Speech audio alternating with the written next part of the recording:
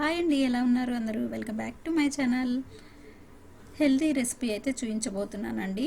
ఇవి ఎప్పుడు మన చిన్నప్పుడు అయితే మన అమ్మమ్మ వాళ్ళు కానీ ఇంట్లో చేసి మనకి స్కూల్ నుంచి వచ్చేటప్పటికి రెడీ చేసేవాళ్ళు. స్నాక్స్ ఇవనే కాదు, ఎక్కువగా మనము మోస్ట్లీ 99% ఇంట్లో చేసిన ఫుడ్డే స్నాక్సే తినేవాళ్ళం అనమాట.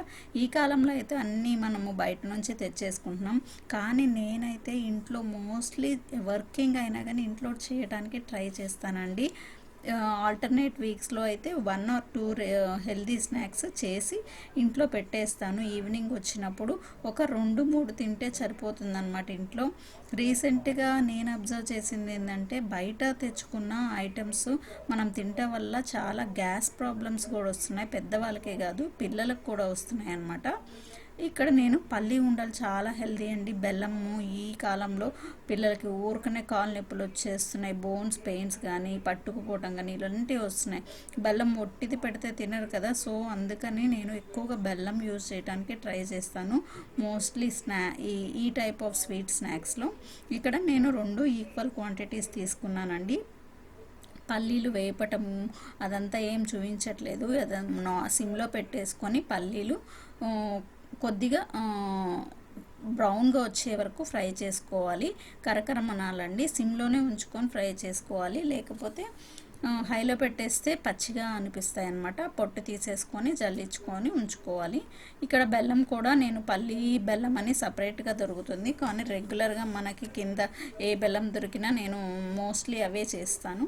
కానీ బెల్లం మనం కొనేటప్పుడు మాత్రం కొద్దిగా కేర్ఫుల్గా ఉండాలి. మరీ డార్క్గా ఉండే బెల్లం అయితే తీసుకోకూడదండి, అది కలర్ వేసింది అని చెప్తారు. అంటే చెప్పారు కాబట్టి నాకు తెలిసింది మీకు చెప్పడానికి ట్రై చేస్తున్నాను. ఈ 2 ఈక్వల్ క్వాంటిటీ అంటే మెజర్మెంట్ ఏమీ లేదు, డైరెక్ట్గా బెల్లం ఇలా వేసేసుకొని దీంట్లో కావాలంటే నెయ్యి వేసేసుకోవచ్చు. నేనైతే నెయ్యి వేసాను, 1 స్పూన్ నెయ్యి అయితే వేసేసాను అనమాట.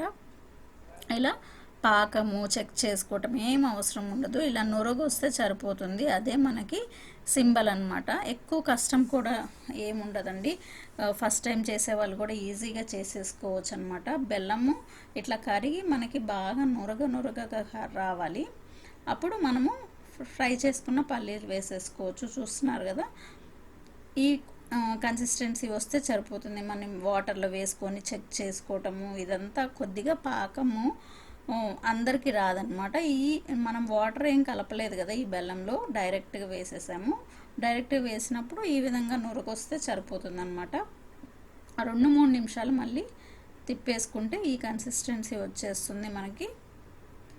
చూసారు కదా, ఇప్పుడు ఇలా వచ్చేసిన తర్వాత మనం దీన్ని ఉండలుగా చుట్టేసుకోవచ్చు. చేత్తో కట్టాలంటే కష్టం అండి. నేనైతే ఇట్లా గ్లాస్లో కానీ ఒక బౌల్లోకి నెయ్యి రాసేసి ఇలా తిప్పేస్తానమాట. తిప్పేస్తే మనకు ఉండలు అయిపోతాయి. అప్పుడు చేత్తో జస్ట్ షేప్ ప్రెస్ చేసుకోవచ్చు. ఇక్కడైతే గ్లాస్ కూడా చూపిస్తున్నాను కదా, గ్లాస్లో ఒక 2 మినిట్స్ ఇలా తిప్పేసుకున్నామంటే మనకు ఉండ కట్టేస్తుంది. వేడివేడి చేయాలి కాబట్టి తర్వాత షేప్ చేసుకోవచ్చు, మంచిగా నీట్గా షేప్ చేసేసుకోవచ్చు అనమాట. అలాగా ఇలా ఉండలు వద్దు అంటే చెక్కలా కావాలంటే ప్లేట్కి నెయ్యి రాసేసుకొని మనము చపాతీ చేసే కర్ర ఉంటుంది కదండి, కర్రతో ఫ్లాట్గా చేసేసుకొని కట్ చేసుకోవాలి. అదైతే నేను షార్ట్ వీడియో పెట్టానండి రీసెంట్గా. ఆ షార్ట్లో అయితే ఒకసారి చూడండి. అంటే ఇవి బిఫోర్ చేసినవి, రీసెంట్గా చేసినవి. లాస్ట్ మిగిలిపోయింది కదా, చాలా పెద్దది చేసేసి అనమాట. ఎక్కువ క్వాంటిటీ ఏం చేయను, ఫ్రెష్గా చేసి పెట్టేస్తూ ఉంటాను అనమాట. వీడియో నచ్చితే లైక్ చేయండి, సబ్స్క్రైబ్ చేయండి ఛానల్ని.